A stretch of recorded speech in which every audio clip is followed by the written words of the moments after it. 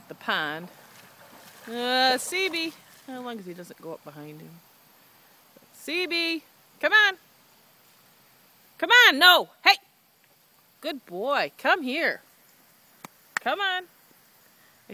I wish I had my old mare. She knew how to bump a dog and not hurt him. I don't know that Picasso would be so kind. He did kick Doggy once. And he's okay long as they don't put their noses on his hind legs, but hopefully this is enough to deter you, Mr. Brave Butt. A little too brave for your own good, generally. Yes, he's back here eating. And Eric, Gigi clears away. Of course, Katie knows about the horses. Hey, Eric, come on. Come on.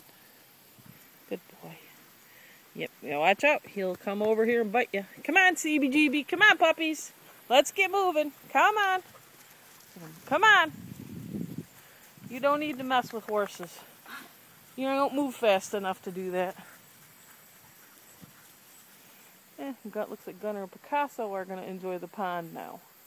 And the puppies are going to have to go walk the fence line in the sheep pasture with me instead.